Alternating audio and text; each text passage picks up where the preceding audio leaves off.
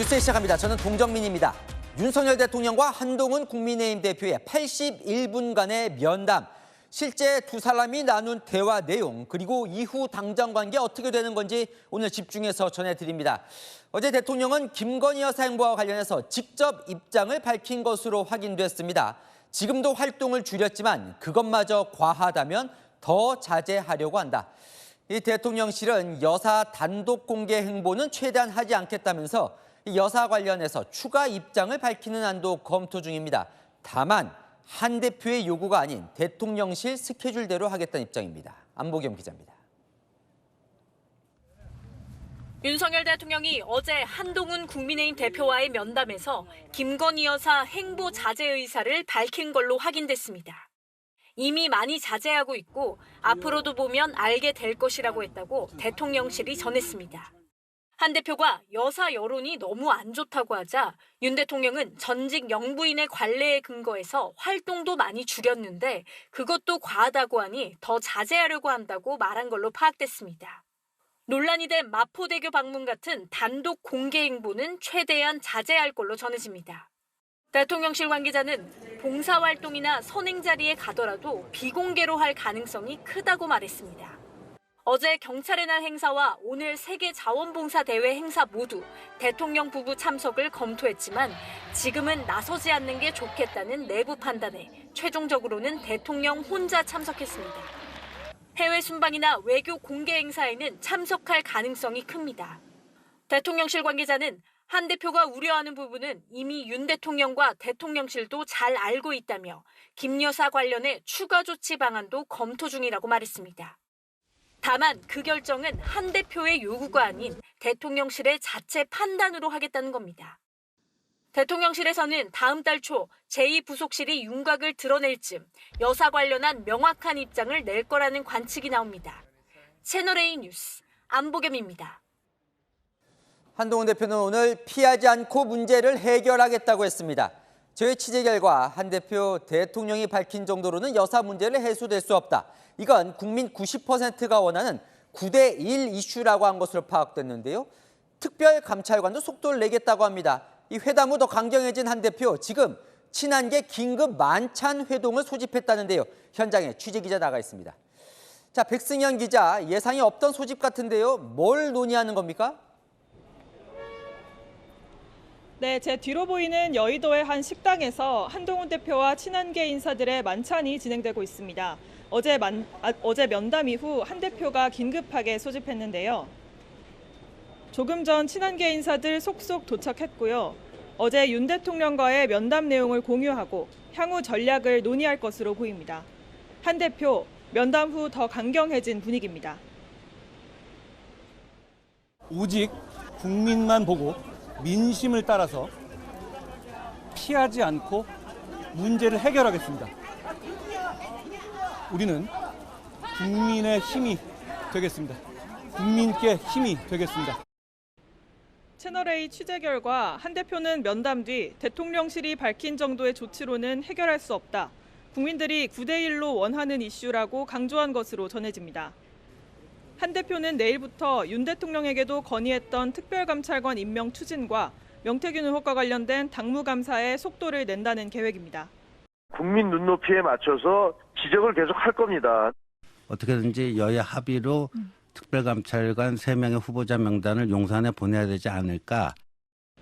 친한계 인사들과의 이곳 만찬 회동 이후 한 대표가 어떤 정리된 입장을 내놓을지 관심이 쏠립니다. 지금까지 채널A 뉴스 백승현입니다. 대통령과 한동훈 대표, 어제 면담 이후 양쪽 모두 일치하는 말이 있습니다. 서로 할 말은 다 했다. 불꽃 튀는 81분 그 비공개 대화 전모를 저희가 취재했습니다. 먼저 김건희 여사 특검 법안을 두고 인식 차이가 확연했습니다. 정현주 기자가 보도합니다. 한동훈 국민의힘 대표는 어제 윤석열 대통령에게 최근 김 여사 특검법 재표결이 부결된 일을 꺼냈습니다. 김 여사 특검법 처리 때 제가 30명을 설득했다고 하자 윤 대통령은 여당이 헌정을 유린하는 법에 브레이크를 걸어서 다행이고 감사하다고 답했습니다. 하지만 한 대표는 김 여사 관련 여론이 악화되면 이후 특검법 처리는 걱정된다는 우려를 덧붙입니다. 여당이 김 여사 특검법을 막을 수 있게 대통령실의 선제적 조치를 요청한 겁니다. 그러나 윤 대통령, 우리 의원들이 헌정 유린하는 야당과 같은 입장을 취할 경우 나로서도 어쩔 수 없겠지만 나는 우리 당 의원들을 믿는다고 받아친 것으로 전해집니다. 대통령실 관계자는 위헌 법안에 찬성하는 여당 의원이 과연 있겠냐는 취지라고 설명했습니다. 대통령실 내에선 한 대표가 여사특검법 이탈표로 협박하는 것이냐고 불쾌감을 드러냈습니다. 친한계는 대통령실의 인식이 안일하다는 입장입니다. 여론이 나빠지면 이 부분에 대해서 홧김에라도 무슨 그런 투표를 해서 혹시라도 민주당의 법안이 통과될까 봐 저희는 상당히 걱정하고 있습니다. 채널A 뉴스 정현주입니다. 한동훈 대표의 3대 요구안에도 있었던 김건희 여사 관련 인적 쇄신, 이 부분도 대통령과 충돌했는데요. 구체적으로 뭐가 문제냐는 대통령에게 한 대표 여사 라인이라면서 실명을 언급했다고 합니다. 이어서 구자준 기자입니다.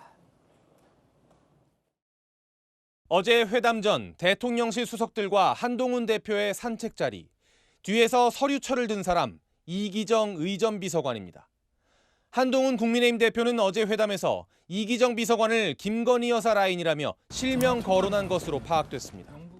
한 대표가 여사의 이름을 팔며 호가호위하면 안 되는 것 아니냐고 문제 제기하자 윤 대통령이 확인된 것이 없지 않느냐고 되물었고 한 대표가 실명과 구체적인 사례를 제시했다는 겁니다.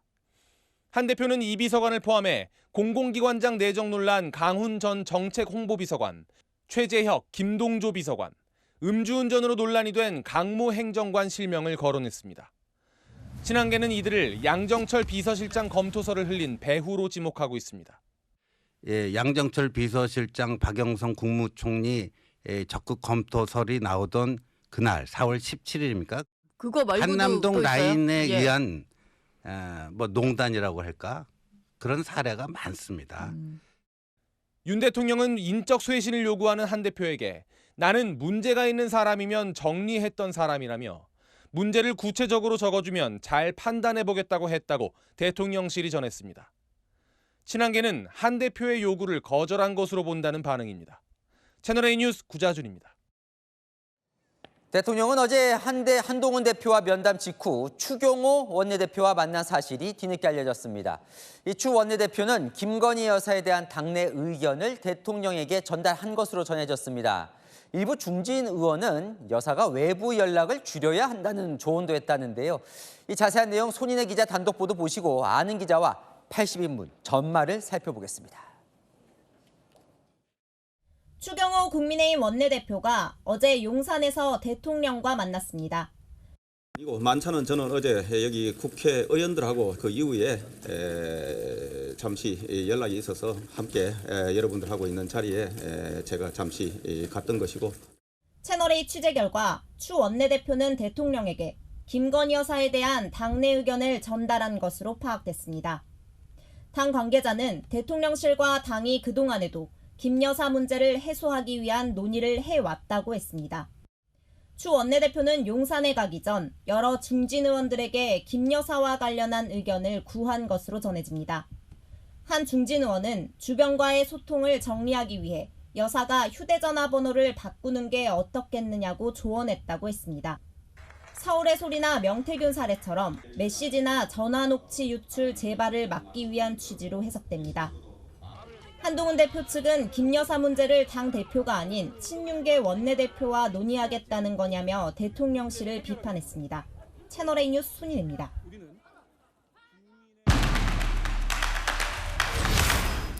네, 아는 기자 정치부 홍지은 기자 나와 있습니다. 81분 면담 정말 불꽃이 튀었던 것 같은데 그러면서도 또 속내도 서로 다 털어놓은 것 같습니다. 홍 기자가 전모를 취재해 왔죠. 네, 제가 양쪽 이야기를 다 듣고 왔는데요.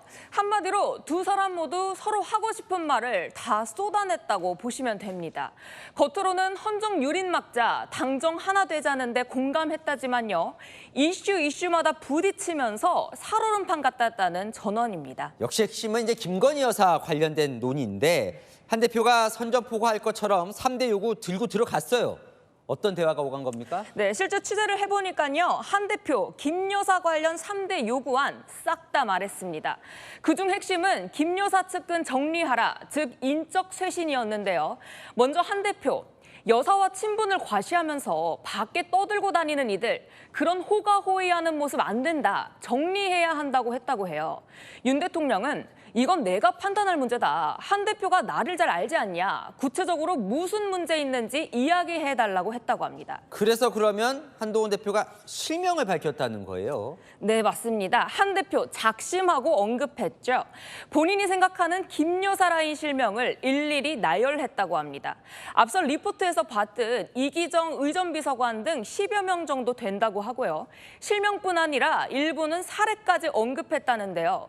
A 행정관의 음주운전, 강훈 비서관, 김호진 전 비서관 등 공공기관 낙하선 기용서를 언급하며 따박따박 제시한 거죠.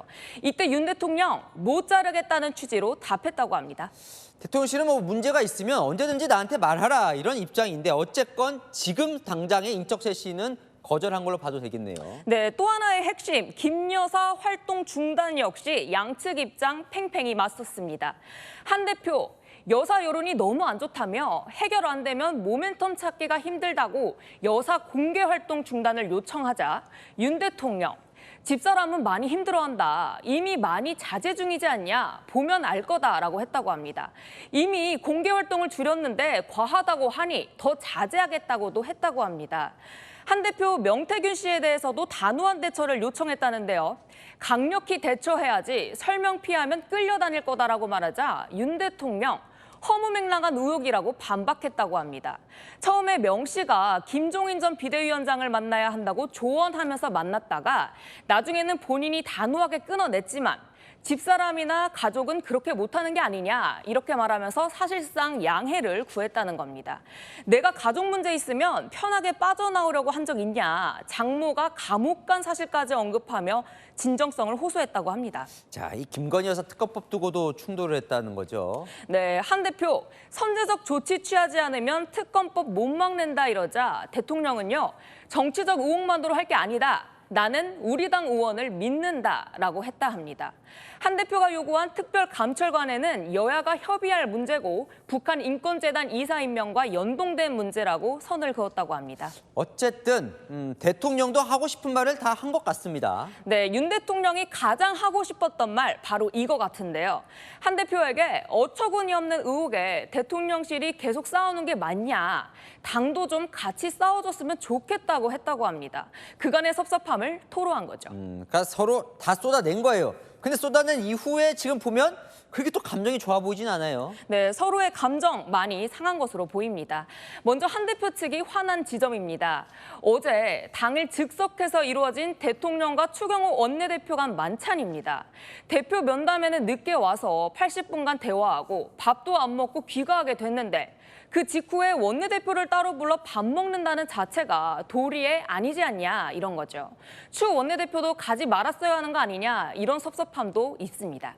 80분 대화 내내 한 대표는 경호체를 썼지만 대통령은 반말을 했다고 하는데요. 기본적으로 집권 여당 대표로 안 보는 거 아니냐 이런 반발도 나옵니다.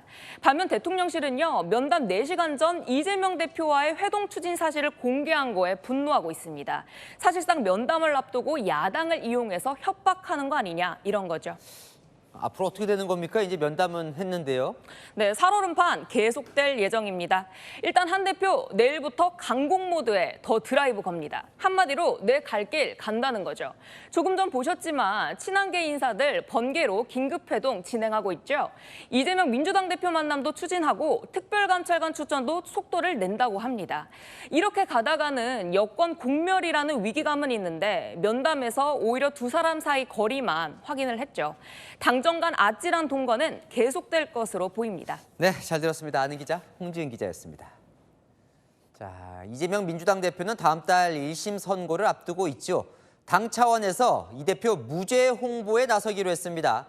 한준호 최고위원이 직접 동영상을 제작해 배포할 예정인데 여론전에 나선 것으로 보입니다. 이상원 기자의 단독 취재 내용입니다. 안녕하세요. 대통령 처가 고속도로 게이트 1타 강사 한준호입니다. 한준우 더불어민주당 최고위원이 이재명 대표가 무죄라는 내용의 동영상 제작에 나섭니다. 김건희 여사 의혹을 설명했던 지난해 동영상과 비슷한 강의 방식입니다. 다음 달 이 대표의 공직선거법 위증교사 1심 선고를 앞두고 당 차원에서 무죄임을 알리겠다는 취지입니다. 민주당 관계자는 당 지도부에서 대표 판결과 관련한 대응이 부족하다는 지적이 있었다며 앞으로 적극 대응하기로 했다고 밝혔습니다. 특히 위증교사 사건에서 검찰이 이 대표의 통화 녹취록을 짜깁기 했다는 반박을 적극 알릴 예정입니다. 친명계 모임 더 여민 포럼도 이 대표 무죄 알리기에 가세했습니다. 30분을 7, 8분 정도로 축약을 하고 편집을 해서 위정교사한 것처럼 교모의 짜집기를 한 거죠. 검찰은 머리 자르고 발 자르고 몸통만 가지고 자기한테 유리한 것만 가지고 해석한다는. 동영상 제작은 당 검찰독재 대책위원회에서 총괄합니다. 당 일각에서는 이 대표 방탄에 당이 나서는 모양새가 좋지 않다는 우려도 나오지만 민주당은 내일도 이 대표 사건이 조작됐다는 취지의 간담회를 열기로 했습니다. 채널A 뉴스 이상원입니다. 오늘 국회 법사위는 서울중앙지방법원 수원지법 국정감사를 했습니다. 이재명 민주당 대표 재판이 진행되는 곳들이지요. 자, 야당은 이 대표 대북 송금 재판 판사를 바꿔달라 목소리를 높였고 여당은 이 대표 재판 1심 선고를 생중계하자며 맞섰습니다. 김지윤 기자입니다. 서울과 경기 지역 법원을 상대로 열린 국회 법제사법위 국정감사. 민주당 의원들은 이재명 대표의 대북 송금 사건 재판부를 바꾸라고 목소리를 높였습니다. 앞서 이화영 전 경기도 평화부지사에게 유죄를 선고한 재판부라 편파적이라는 게 이유였습니다. 이미 해당 사건에 대해서 유죄 판정을 내린 이 판결을 내린 재판부가 이미 자기 재판을 뒤집어야 되는 판단을 할 수 있겠습니까?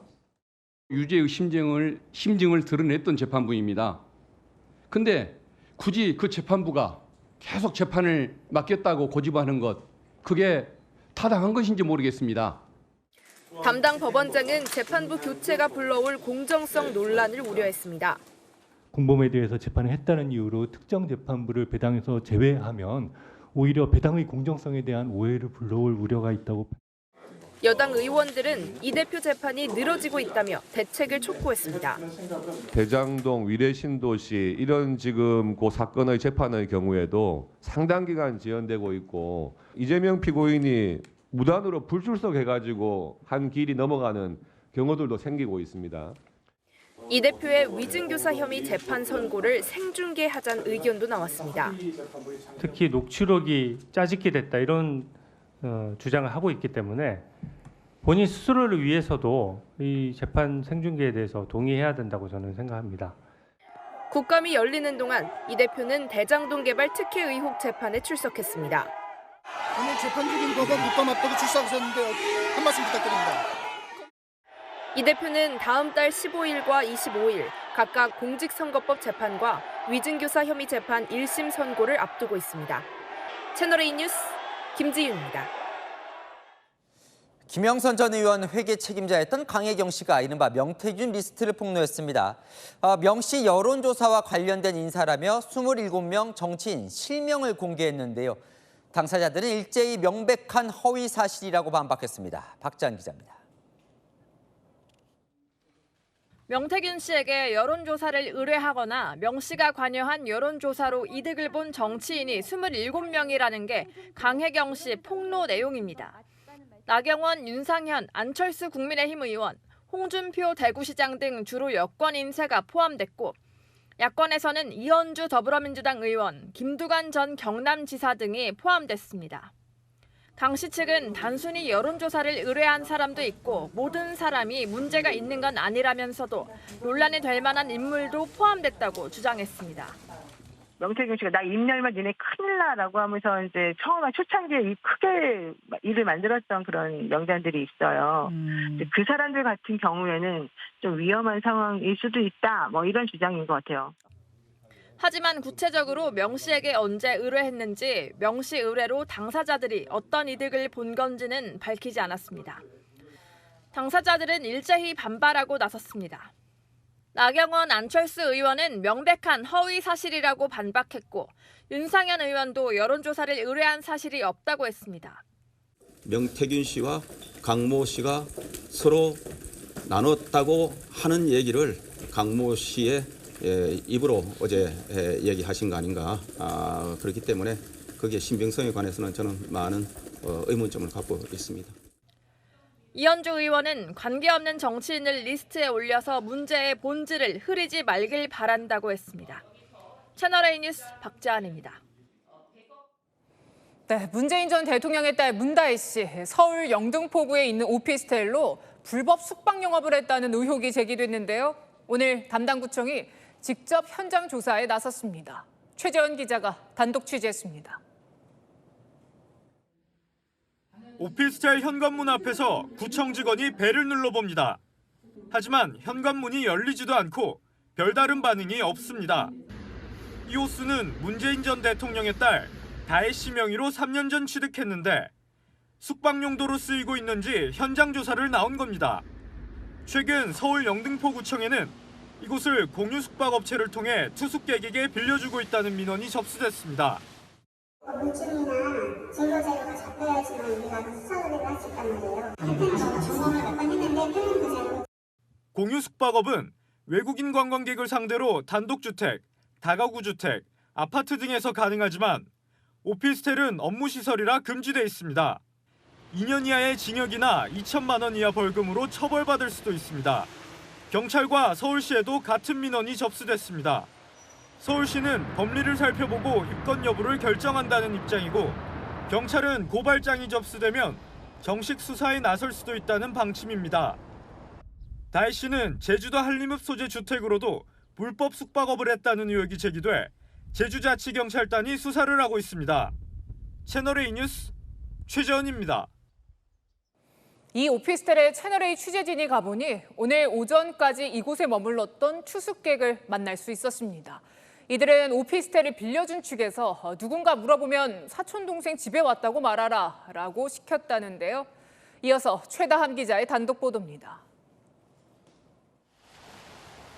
문재인 전 대통령의 딸 다혜 씨 명의의 서울 영등포구 오피스텔입니다.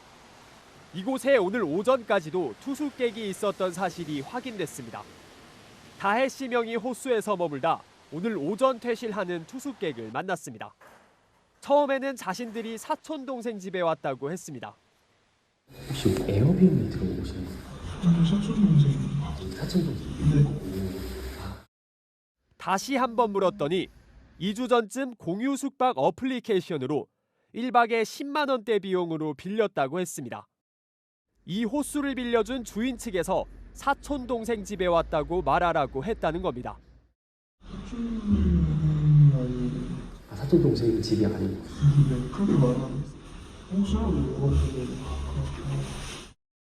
이곳을 예약할 때 안내문에도 같은 당부가 있었다고 전했습니다.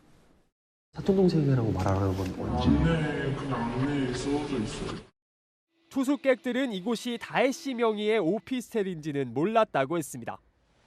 지난해 말 이 건물에서 문다혜 씨를 몇 차례 봤다는 입주민도 있습니다. 몇 번 봤어요. 왜냐면 집을 들어가고 나오면 위에 있어요. 난 저는 대통령 딸기도 못 봤어요. 채널A는 문다혜 씨 측의 공유 숙박 임대 여부에 대해 물었지만 현재는 답변할 관계자나 입장이 없다는 회신을 받았습니다. 채널A 뉴스 최다함입니다. 북한군의 러시아 파병에 대해서 대통령실이 긴급 국가안전보장회의를 개최했습니다. 러북의 군사적 야합이 지속된다면 좌시하지 않겠다며 상황에 따라 공격용 무기 지원도 배제하지 않겠다는 방침을 밝혔습니다. 김민곤 기자입니다. 북한군의 러시아 파병과 관련해 오늘 오전 신원식 국가안보실장 주재로 긴급 국가안전보장회의 상임위원회가 열렸습니다. 이 회의에서 정부는 북한군의 즉각적인 철수를 촉구하며 러북의 군사적 야합이 지속될 경우 이를 좌시하지 않고 단호하게 대처하겠다고 밝혔습니다. 정부는 북한의 전투병력 파병에 따른 러북 군사협력의 진전 추이에 따라 단계적인 대응 조치를 실행해 나갈 것입니다.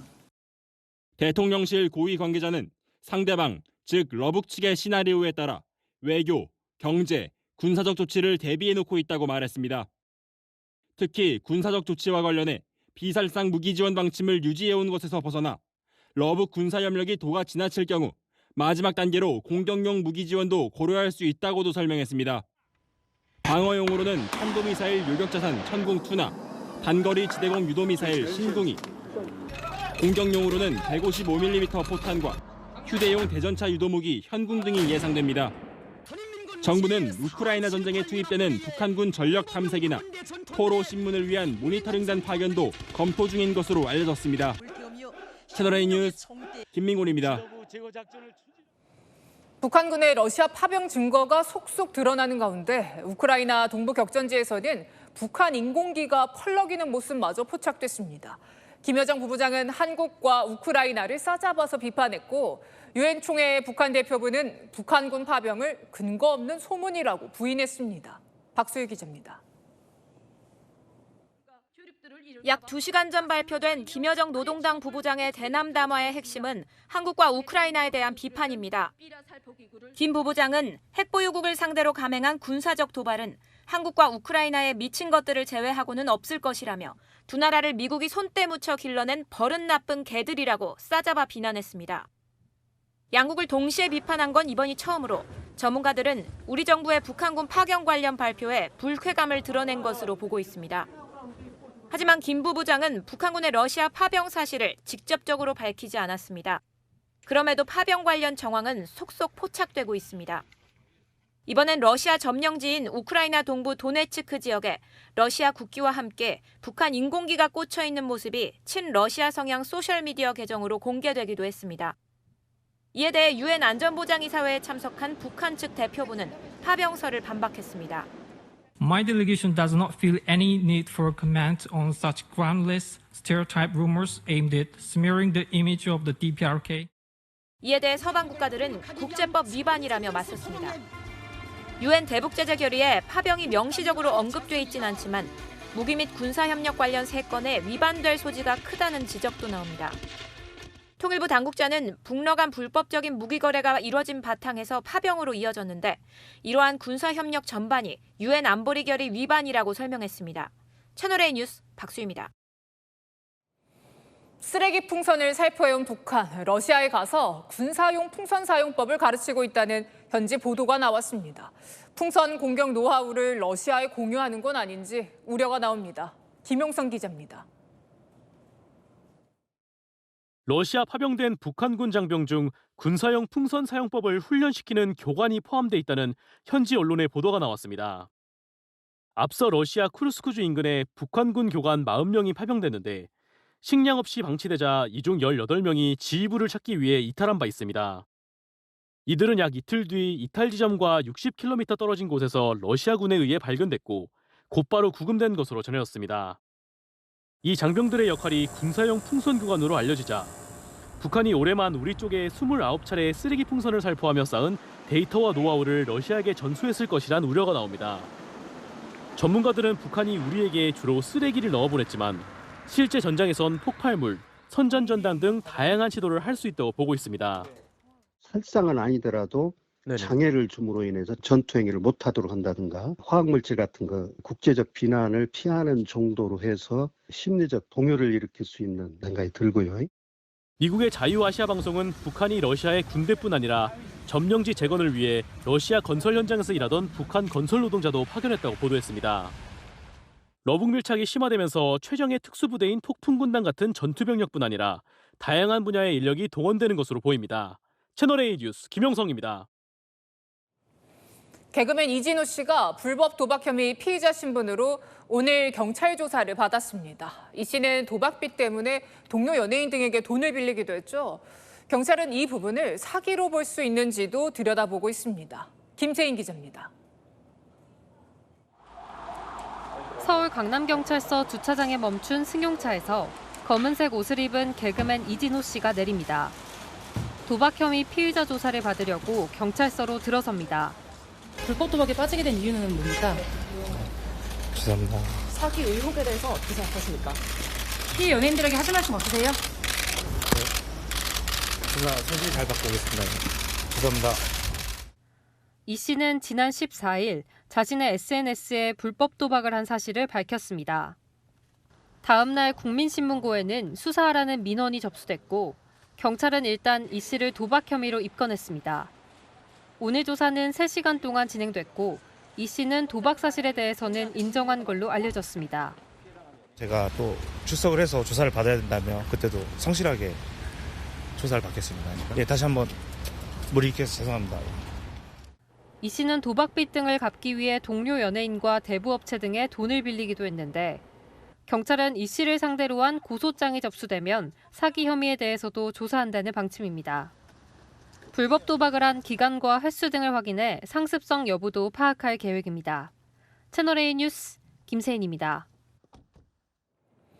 외국인 노동자 전용 유흥업소에서 마약 파티가 벌어졌습니다. 업소에서 공급한 마약 2가지 성분을 섞은 신종 마약이었는데요. 홍진우 기자입니다. 노래방 안에 사람들이 널브러져 있습니다. 시끄러운 음악 소리에도 미동조차 없습니다. 모두 마약에 취한 겁니다. 외국인 전용 유흥주점에서 마약 파티가 벌어진다는 첩보를 접한 해양경찰. 현장을 급습합니다. 통영해양경찰서에서 왔습니다. 우리 지금 압수영장을 집행하러 왔는데 다 지금 협조를 해주셔야 돼요. 베트남 출신 기아자인 40대 A씨는 외국인 전용 유흥업소를 차린 뒤 마약을 공급했습니다. 양식장이나 어선에서 일하는 외국인 근로자들이 주 고객이었습니다. 판매한 마약은 2가지 성분이 혼합된 신종 마약이었습니다. 필로폰보다 환각작용이 3배나 강한 엑스터시와 성범죄 약물로 알려진 케타민을 섞은 겁니다. 한 개의 알약으로 이제 흥분, 환각 증세를 동시에 나타낼 수 있도록 복용한 것으로 확인되었습니다. 마약 파티가 열리는 날이면 가게 문을 잠그고 CCTV로 주변을 감시했습니다. 천장에 마약류를 담을 지퍼백을 숨겨놓고 도주 경로와 숨을 곳까지 마련했지만 결국 덜미가 잡혔습니다. 해경은 A씨 등 4명을 구속해 검찰에 넘겼습니다. 또 신종 마약을 제조하고 공급한 일당을 쫓고 있습니다. 채널A 뉴스 홍진우입니다. 만취한 남성이 도와주러 온 구급대원의 얼굴을 걷어찹니다. 1시간 가까이 욕설도 하며 난동을 벌였습니다. 공국진 기자입니다. 구급차에 앉아있는 남성. 들것에 눕지 않겠다고 실랑이를 벌입니다. 구급대원이 어떻게든 남성을 옮기려는 순간 배란간 발길질을 합니다. 얼굴을 맞은 구급대원은 머리가 크게 젖혀집니다. 남성은 이후에도 1시간 가까이 구급대원들에게 욕설을 하며 난동을 벌였습니다. 남성은 60대 A씨. 만취한 상태에서 계단을 오르다 넘어져 머리를 다쳤습니다. 함께 있던 지인이 119에 신고했는데 병원에 안 가겠다며 소동을 벌인 겁니다. 흉기에 올라오시고는 영역이 없어요. 병원 안 가도 된다고. 구급차가 112에도 신고하고 사가지고 지체를 많이 했어요. 소방특사경은 A씨를 입건했습니다. 폭행을 당한 구급대원은 병원에서 치료를 받고 있습니다. 시민의 건강과 안전을 위해 활동하는 대원들에게 이런 일이 반복된다는 건 대원들의 사기를 저하시키고 현장 활동을 소극적으로 만드는 원인이 될 수 있습니다.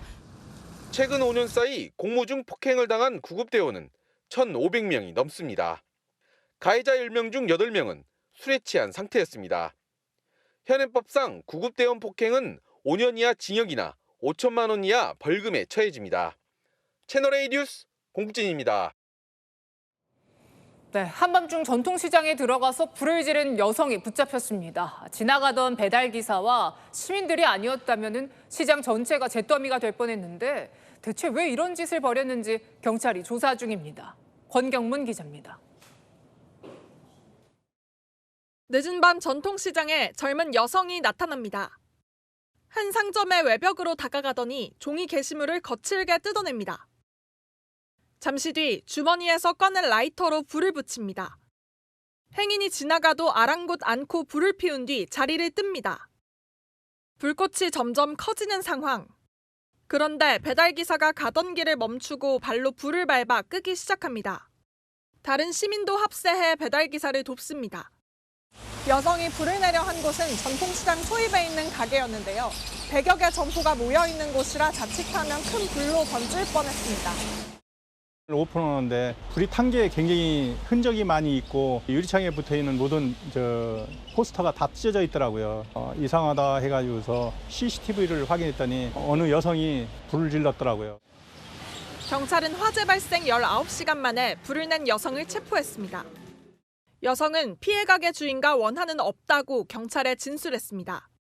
경찰은 여성을 방화 혐의로 입건해 범행 동기 등을 조사할 계획입니다. 채널A 뉴스 권경문입니다. 서울 어디에서든 걸어서 5분 안에 대중교통을 탈 수 있도록 바꾸겠다. 20년 만에 시내버스 노선 개편에 나선 서울시의 일성입니다. 어떻게 바뀌는지 강태현 기자가 보도합니다.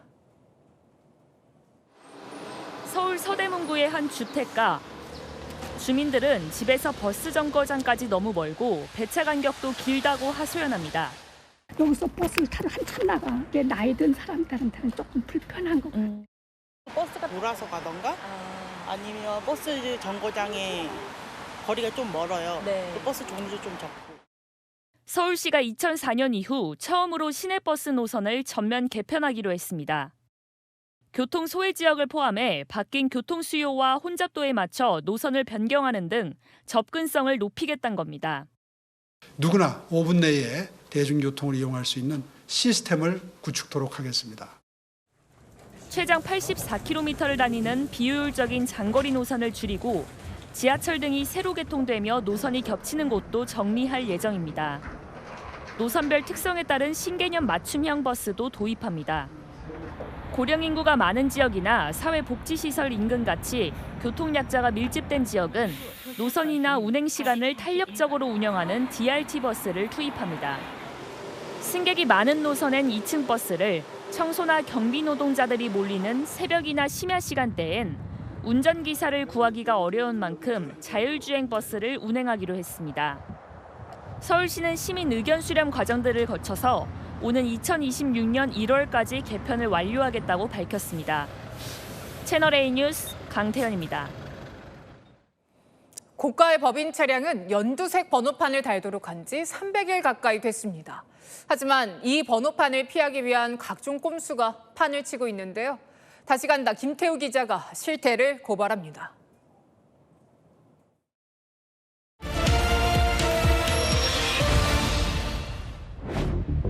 고가의 외제차를 법인 차량으로 사서 개인 목적으로 쓰는 행태를 막기 위해 도입된 연두색 번호판. 제도 시행 300일을 앞두고 있는데 잘 적용되고 있을지 다시 가봤습니다. 연두색 번호판을 단 차량들. 8천만 원 이상의 법인 차량인데 운전자들은 불평을 늘어놓습니다. 법인 차량은 이제 아니까 창피하다거나 신경 쓰여가지고. 올 상반기 등록된 법인차 가운데 수입차는 4만 7천여 대. 이 중 8천만 원보다 싸게 샀다고 신고한 차량은 약 6,300대인데 일부는 연두색 대신 일반 번호판을 달기 위해 편법을 쓴 걸로 추정됩니다. 수입차 전시장이 몰려있는 서울 강남의 한 거리입니다. 고가의 법인 차량들이 연두색 번호판을 달고 판매되고 있는지 직접 방문해서 확인해 보겠습니다. 1억 원이 넘는 법인 차량을 연두색 번호판 없이 탈 수 있는 방법을 묻자 다운 계약서 작성을 제안합니다. 법인에서 현금을 저한테 주시고 그러면 이제 계산서 금액이 8,800 언더가 되니까 법인 번호판을 피할 수 있는 거고. 국산 차량은 판매와 계약 과정 등이 엄격하게 관리되지만 수입차는 국내 딜러사가 판매가를 정합니다. 이 점을 악용해 일부를 현금으로 받고 8천만 원보다 싸게 구입한 것처럼 신고해주겠다는 겁니다. 또 다른 매장에선 차를 반복 렌트하는 꼼수를 알려줍니다. 1년 미만 단기 렌터카는 고가의 법인차라도 연두색 번호판을 달지 않아도 된다는 제도상의 허점을 악용한 겁니다. 연두색 번호판을 피하는 렌탈 방식으로 가능하거든요. 일반 번호판이 적용되는 리스 견적. 개인 명의로 보험에 가입해 일반 번호판을 발급받은 뒤 법인 명의로 변경하는 수법도 있습니다. 운전자 범위를 바꾸는 거는 차주 마음인데요. 이것을 쓰는 거죠. 차량의 주민등록증 역할을 하는 차대 번호를 바꾸기도 합니다. 자동차 모델 연도를 구형으로 탈바꿈시켜 다운 계약 근거로 쓰는 겁니다. 차량 가격 축소 신고는 명백한 탈세 범죄인 만큼 자동차 등록 과정 전체를 재정비할 필요가 있다는 지적이 나옵니다. 다시 간다, 김태우입니다. 부동산 재벌 출신 트럼프 후보의 맥도날드 알바 소식 어제 전해드렸는데요. 이 트럼프 홍보를 도왔다며 맥도날드가 거센 역풍을 맞고 있습니다. 박선영 기자입니다. 감자튀김을 튀기고 소금을 던지는 신용을 하며 장난을 치는 도널드 트럼프 미 공화당 대선 후보. I love salt. Wait a minute, I spilled some. I'm very superstitious. 굳은 일을 한 적이 없다는 민주당 측 공세에 패스트푸드 맥도날드의 한 매장을 찾아 일일 아르바이트를 자처하며 논란을 잠재우려 한 겁니다. 그런데 SNS를 중심으로 맥도날드에 대한 비난이 확산되고 있습니다. 트럼프의 알파벳 M이 맥도날드의 M이라는 게시물이 나오는가 하면 반트럼프 성향의 사람들을 중심으로 맥도날드를 이용하지 않겠다는 불매운동까지 벌어지고 있습니다. 맥도날드 측은 하루 만에 내부 직원들에게 보낸 성명에서 트럼프를 지지하지 않는다고 해명했습니다. 맥도날드 측은 우리의 핵심 가치 중 하나인 모두를 환영한다는 관점에서 트럼프의 방문 요청을 허락했고 로고의 M 색깔 역시 빨간색도 파란색도 아닌 금색이라며 정치적 중립을 강조했습니다. 또 과거 맥도날드에서 일했다는 카말라 해리스 후보의 경력이 허위라는 트럼프의 주장에 대해서도 관련 기록을 찾을 수는 없지만 미국인 8명 중 1명이 맥도날드 근무 경험이 있다며 애둘러 반박했습니다. My opponent, Donald Trump, does not believe we should raise minimum wage. Whether they're working at McDonald's or anywhere else, should have at least the ability to... 해리스도 트럼프의 일일 아르바이트 체험을 정조준하며 노동자를 모르는 후보라고 비판했습니다. 채널A 뉴스 박선혜입니다.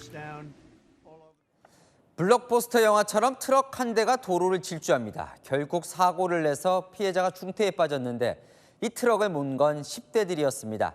미국 필라델피아에서 벌어진 사건, 문예빈 기자가 보도합니다. 멀리서 파란 트럭의 전조등이 깜빡입니다. 갑자기 엄청난 속도로 돌진하더니 지나가던 흰색 차량을 덮치고 그대로 밀어버립니다. 차량은 순식간에 산산조각 나고 도로에는 파편이 휘날립니다. 현지 시각 그제 오전 미국 펜실베이니아 필라델피아에서 10대 청소년 4명이 운전하는 트럭이 다른 차와 충돌하는 사고가 발생했습니다.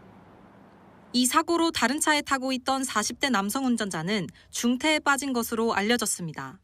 It was really crazy. 7 o'clock in the morning, it sounded like a bomb went off. You know what I mean?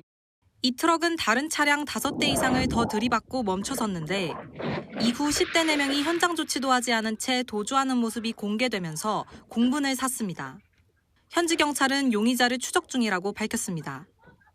깜깜한 밤, 번쩍이는 불빛이 송신탑을 향해 달려듭니다.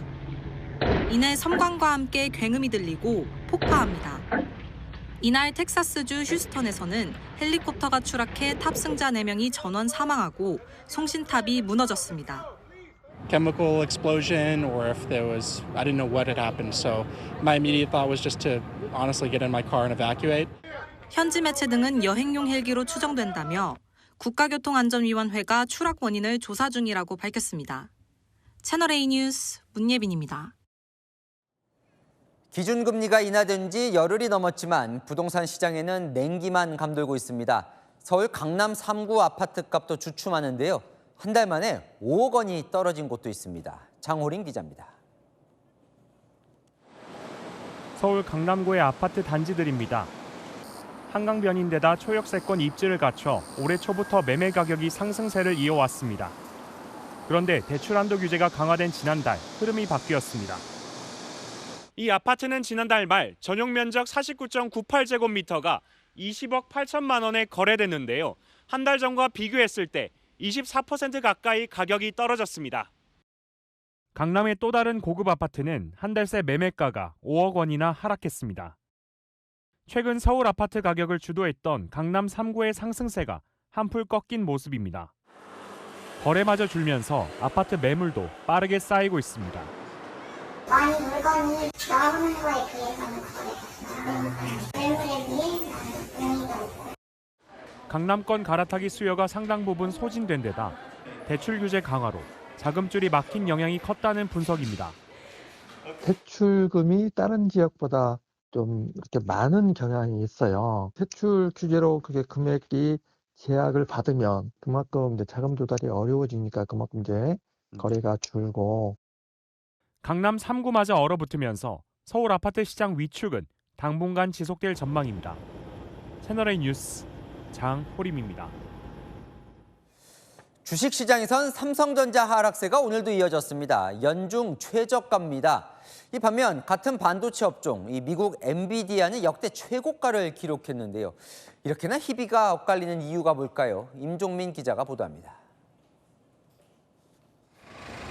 3분기 실적 부진으로 이례적으로 경영진이 사과문까지 냈던 삼성전자. 하지만 시장 반응은 여전히 차갑습니다. 오늘 또 최근 1년 중 가장 낮은 주가를 기록한 겁니다. 삼성전자의 오늘 종가는 전일 대비 1,300원 하락한 57,700원으로 마감했습니다.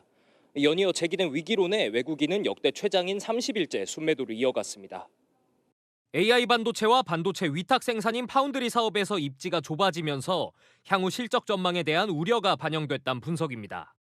반면 AI 반도체를 사실상 독점하는 엔비디아의 주가는 143달러를 웃돌며 사상 최고치를 경신했습니다.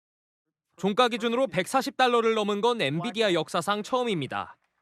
연이은 상승세에 글로벌 시가총액 1위인 애플과의 격차도 700억 달러 수준으로 좁혔습니다.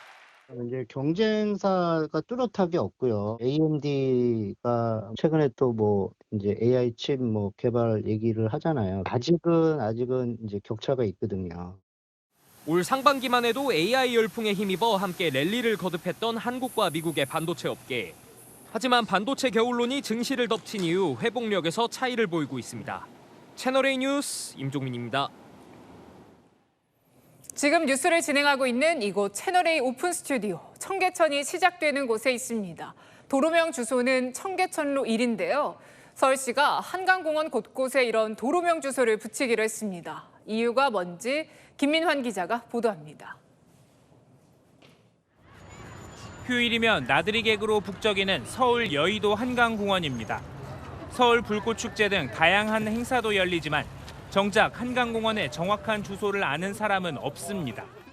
예, 여의도 산 지 거의 40년이 됐는데도 저기 주소는 몰라요. 그냥 이 주위의 환경을 봐가지고 마표대고 가깝다, 북방이다. 지도 앱에서 현재 위치를 검색해봤습니다. 여의도동 84번지로 광범위한 부분이 표시됩니다. 사고를 당하거나 위급한 상황에서 경찰이나 소방의 정확한 위치를 알리기가 어렵습니다. 네, 막막할 것 같아요. 우리가 걸어서 이렇게 하면 그 번호가 없으니까 솔직히 신고하기가 좀 어려워요. 서울시가 건물이 없는 한강공원 보행로에도 도로명 주소를 쓰기로 했습니다. 청계천로 1처럼 위치를 정확하게 나타낼 수 있게 여의도 한강공원길 1처럼 20m 간격으로 주소를 만드는 겁니다. 도로명 주소를 사용하면 길 찾기가 수월해 긴급한 상황에서 빠르게 대응할 수 있습니다. 서울시는 11개 한강공원 중 8곳에 이르면 올해 안으로 도로명 주소를 부여하고 나머지 3곳은 담당 자치구와 협의할 계획입니다. 채널A 뉴스 김민환입니다. 한 달 넘게 지지부진했던 여야의정협의체에 처음으로 참여하겠다는 의료단체 2곳이 등장했습니다. 다음 주쯤 첫 발을 뗄 수 있다는데 아직 한계도 많습니다. 홍란 기자입니다. 전공의 수련 교육을 맡은 대한의학회와 전국 의대 학장단체인 한국의과대학 의학전문대학원협회가 여야 의정협의체에 참여하겠다는 뜻을 밝혔습니다. 지난 9월 여당의 협의체 제안 이후 의료계에서 나온 첫 참여 의사입니다. 지금 교착돼 있는 상황을 타개하기 위해서 누군가는 나서야 돼서 절박한 심정으로 참여 결정을 한 거고요. 하지만 두 단체는 참여하겠다면서도 전제 조건으로 의대생 휴학 승인을 내걸었습니다. 전국의과대학 교수협의회가 내일 참여 여부를 결정하기로 하는 등 다른 의사단체들도 논의에 들어갔습니다. 대통령실은 협의체 참여를 환영한다며 향후 대화에도 적극 임하겠다고 밝혔습니다. 여권에서도 전공의 의대생과 소통을 활발히 하는 두 단체가 협의체 참여 의사를 밝힌 만큼 전공의 의대생과도 활발한 소통이 가능할 전망이라며 다음 주쯤 협의체 출범이 가능할 것 같다고 말했습니다. 하지만 넘어야 할 산은 아직 많습니다. 의료계 유일한 법정단체인 대한의사협회는 다른 단체들의 참여 결정을 존중한다고 했지만 자신들은 참여하지 않겠다고 했습니다. 의정 갈등 사태 해결에 실마리를 진 전공의와 의대생 단체도 여야 의정 협의체 참여 의사가 없음을 다시 전했습니다. 채널A 뉴스 흥난입니다. 네, 성혜랑 기자와 여랑야랑 시작합니다. 첫 번째 주제 보겠습니다. 어제 독대 모습인데, 독대 아니죠, 회담 모습인데 동그라미가 되고 싶었던 뭘까요? 네, 바로 네모입니다. 어제 대통령과 한동훈 대표가 마주 앉았던 이 저 네모난 테이블을 두고 뒷말이 무성한데요. 이 면담이 아닌 다른 상황을 자꾸만 연상케 한다는 겁니다. 대통령이 검사 스타일로 검사가 한동훈 피의자를 불러서 취조하는 모습이었다. 교장 선생님이 학생들 놓고 훈시하는 듯한 그런 느낌을 주는. 한 대표 측은 너는 동급이 아닌 부하라는 인식을 주기 위한 대통령실의 의도된 연출이라고 의심하고 있습니다. 지난 4월 이재명 대표와의 독대 때는 테이블이 저렇게 원형이라서 대통령이 바로 옆에 앉았다는 거죠. 과거 이명박 당시 대통령과 박근혜 전 한나라당 대표 독대 때도 마찬가지였고요. 안 그래도 한 대표 측에서 만남 전에 원탁을 요구했다는 얘기가 있던데요. 네, 만남 전에 옆에 앉아서 대화를 하도록 이 원탁 요구했지만 불발됐다고요. 한 친한계 인사, 심지어 이 야외 정원에서 쓰던 식탁을 일부러 가져온 것 아니냐 이런 의심까지 했습니다. 대통령실 관계자는요, 테이블이 중요하냐면서 한 대표의 논리대로라면 이 경우도 외교 결례냐 이렇게 2년 전 사진까지 보여주며 맞받았습니다. 당대표가 원탁까지 요구하는 경우는 처음 본다고요. 대통령이 도착한 시간을 두고도 또 말들이 있더군요. 네, 한 대표는 4시 10분에 도착해달라 이렇게 해서 시간 맞춰서 왔는데 대통령은 4시 51분에 모습 드러냈다고요. 의도적 지각 아니냐고 했습니다. 한 20여 분 이렇게 기다렸다가 대통령을 맞이한 것 같습니다. 계속 야외에서 서 있었던 것 같습니다. 나도 사무 존경하고 전화 통화를 하죠. 영국 외교부 장관이 이제 우리. 네, 대통령실은 말한 것처럼 외교 일정을 소화하느라고 늦었고 이 정무수석이 직접 나와서 거듭 양해 구했다고 반박했습니다. 한 여권 인사, 이번 만남을 이렇게 평가하더라고요. 헤어질 결심을 위한 마지막 공식적인 의식행위가 아니었나, 양측의 최종적인 만남이 아니었나 싶습니다. 뭐 정치라는 건 또 생물이니까요. 네, 다음 주제 보겠습니다. 대통령 부부와 이재명 대표 서로를 향해 독재라고 한 거예요? 네, 민주당 어제 사상 처음으로 영부인 김건희 여사에게 동행명령장 발부했죠. 대통령실이 오늘 험한 말로 받아쳤습니다. 일당 독재하고 있다고요.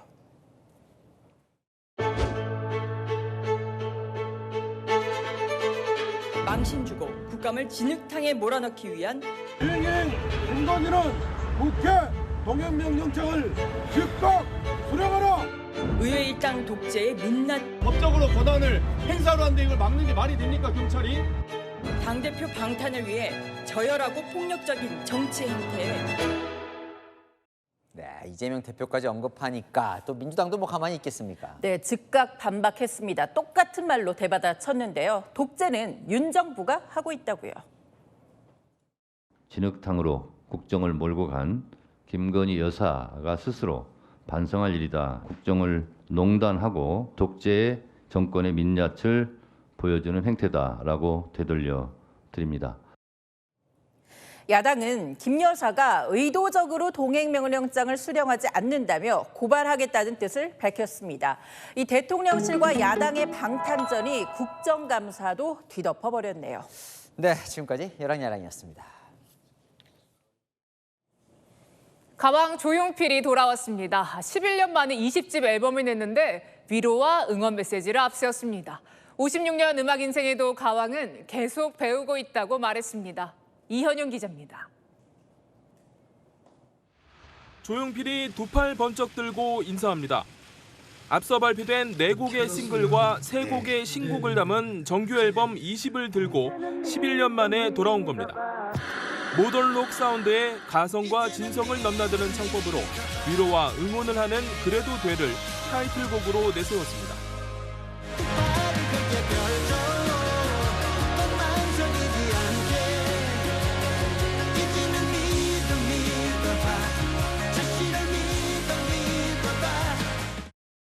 (1950년생으로) 올해 74신 조용필은 지금도 계속 배운다고 말합니다. 그 노래하는 걸 좋아해야 되고 또 음악이 좋아해야 되고 또 장르에서도 다양하게 들어야 되고 계속 배워야 된다고 생각합니다. 가왕의 인기는 여전했습니다.